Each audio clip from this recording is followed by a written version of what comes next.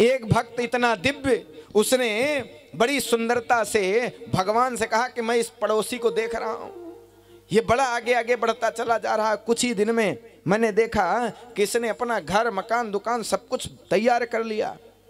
उसको बड़ी गुस्सा है। उसने कहा मैं ऐसे वैसे लोगों से नहीं मांगूंगा, मैं क्या करूंगा, मैं सीधे अभी के अभी तुरंत का तुरंत अभी मैं भजन करूंगा, भगवान से ही मांगूंगा डायरेक्ट। सबसे सरल देवता, सबसे सहज देवता एक ही हैं, भगवान भोलेनाथ। क्षणे रुष्टा क्षणे तुष्टा, रुष्टा तुष्टा क्षणे क्षणे, क्षण में ही प्रसन्न हो जाते हैं, क्षण में ही गुस्सा हो जाते हैं। जिसका मन आया भगवान भोलेनाथ के पास चल दिए, दौड़ा दौड़ा गया, भगवान भोलेनाथ को खूब प्रसन्न करने का प्रयास किया।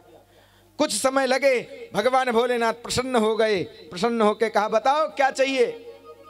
अब भगवान भोलेनाथ को देखा कि कानों में बिच्छू, हाथ में सर्प के छोटे छोटे बच्चे, गले में बड़ा वाला सर्प, कमर में भी सर्प, देखकर घबरा गया। कहने लगे महाराज कुछ नहीं चाहिए, मुझे कुछ चाहिए ही नहीं, मुझे कुछ नहीं चाहिए। नहीं नहीं बताओ क्या चाहिए। ना जी ना, कुछ नहीं चाहिए। कहीं गलती से भगवान भोलेनाथ ने अपना सांप उतार के दे दियो तो हमारा तो है जाएगा भैया, हमें कुछ नहीं चाहिए, कुछ नहीं चाहिए। कहने लगे नहीं, आप मेरे पास आए हो तो मैं आपको दूंगा। भगवान भोलेनाथ ने एक सुंदर सा घंटा प्रदान कर दिया, घंटा दे दिया, लो। कहने लगे महाराज इसका क्या करें। कहने ले जाओ इसको घर में, जो भी मांगोगे ये दे देगा। बड़ा खुश हुआ, अरे वाह सच में। कहने लगे हाँ, लेकिन कंडीशन है एक। क्या कंडीशन ये है कि जितना आप मांगोगे आपके पड़ोसी को डबल मिलेगा। अब लो भैया, जितना प्रसन्न हुआ था उतना ही उदास हो गया कि अरे राम राम, मेहनत हमने किया, पड़ोसी मजा लेगा। नहीं, फिर आया वो घंटे को लेकर, सबसे घर के सबसे पिछली कोठरी में कहा हटो।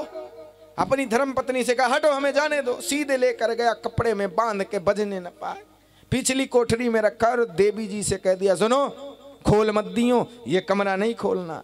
अच्छा, माताओं का तो स्वभाव ही है, एक बार बस मना कोई कर दे कि ये काम करना नहीं, वो काम तो होगा ही होगा, चाहे धीरे ही से हो। मना करने के बाद छूना नहीं, लेकिन फिर भी मेरे प्राणनाथ। अब वो रख कर अंदर कहने लगा क्या करूं क्या करूं। मन ही मन विचार करने लगा कि मैं अब कमाई करूंगा, मैं जाकर कमाई करूंगा। कमाई करने के लिए तैयार हो गया। अभी तक उसकी बुद्धि नहीं आई थी, दिमाग नहीं आया था, पड़ोसी आगे न बढ़ जाए इसलिए कमाई करने जाऊंगा। चला गया कमाई करने के लिए। अब देवी जी सोच रही थी जैसे ही ये जाए और मैं तुरंत देखूं। देवी जी घर के अंदर प्रवेश की और देखा कि सामने और कुछ नहीं दिखाई दिया। उसमें जैसे ही उठाया तो उसमें घंटा रखा है। क्या लेकर आए, बड़ा वो कर रहे थे, रख दिया, कोई मतलब नहीं है, छोड़ दिया। जैसे ही छोड़ दिया चली आई।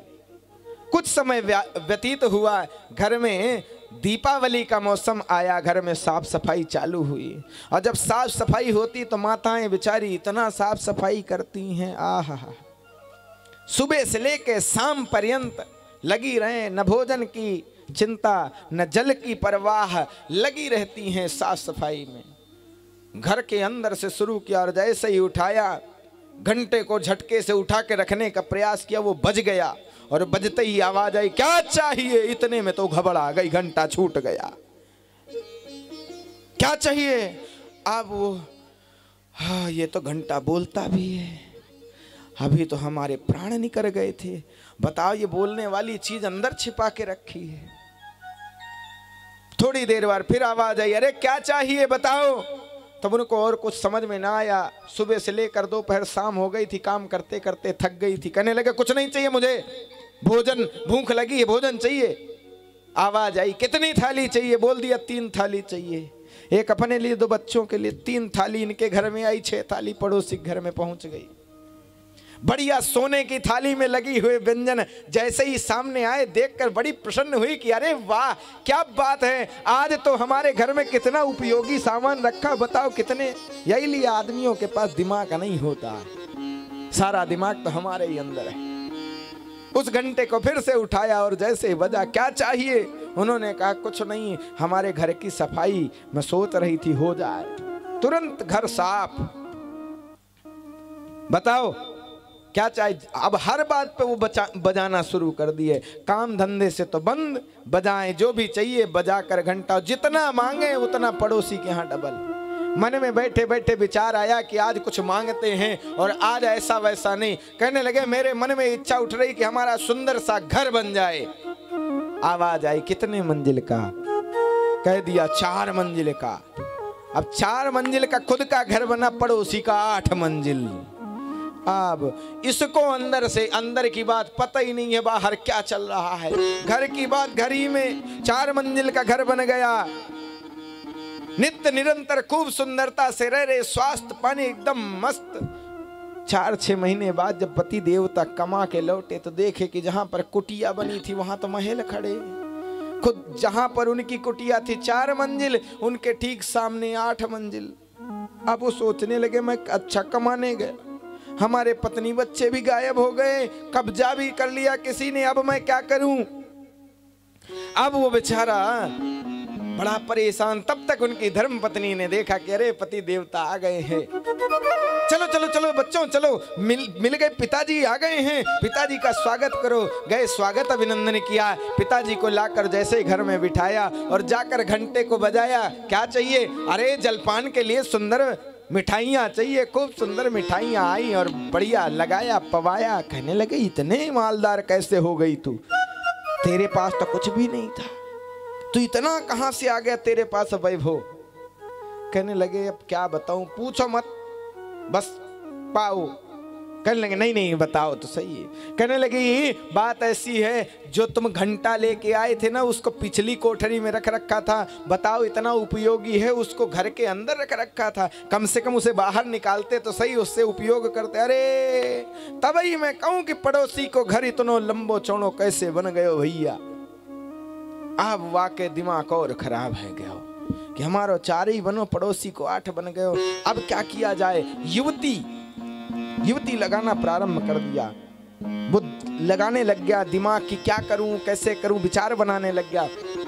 विचार बनाते बनाते बनाते बनाते मन में एक दिव्य विचार आया। कहने लगा अच्छा अभी बताता हूं। घंटे के पास पहुंचा और घंटे को पकड़ा और घंटे को बजाया। आवाज आई क्या चाहिए। उसने कहा कि मेरा एक पैर तोड़ दो। उसने घंटे से क्या कहा कि मेरा पैर तोड़ दो। अब घंटे ने कहा जो आज्ञा, पहला पैर तोड़ दिया। अब भाई इसका तो पैर टूटा एक, पड़ोसी के पैर टूटे दोनों। अब पड़ोसी को यही नहीं पता हो क्या रहा। बिना मांगे तो भोजन आ रहा था, बिना मांगे मिठाई आ रही थी। ये हुआ क्या कि बैठे बैठे एक पैर हमारा सीताराम। कहने लगा, फिर से उठाया घंटा, दोबारा बजाया, क्या चाहिए। कहने लगे ऐसा है, एक हमारा हाथ तोड़ दो। जैसे ही हाथ के लिए कहा हाथ तोड़ दो, इसके हाथ एक टूटे, पड़ोसी के दोनों हाथ टूट गए। जैसे ही इसके एक हाथ पड़ोसी के दूसरे, उसने कहा अभी भी बाकी है। पत्नी ने कहा क्या करके मानोगे। करे चुप रहे, बोल मत, बहुत तूने कर लिया, अब मेरी बारी है, अब तू मत बोल। नहीं बोलेंगे भैया, देखती रही। उसने कहा घंटे से कि सुनो अब हमारी एक आंख फोड़ दो। घंटे ने तुरंत एक आंख फोड़ दी, पड़ोसी की दोनों आंख सीताराम। और जैसे ही आंख सीताराम हो गई, हुआ क्या, तुरंत उस घंटे को पुनः उठाकर बजाया। घंटे से कहा कि भैया एक काम हमारा और कर दो। घंटे ने कहा क्या। कहने लगे हमारे घर के सामने एक कुआं खोद दो। अब उसके घर के सामने एक कुआं, पड़ोसी के घर के सामने 2-2 कुआं खुद गई।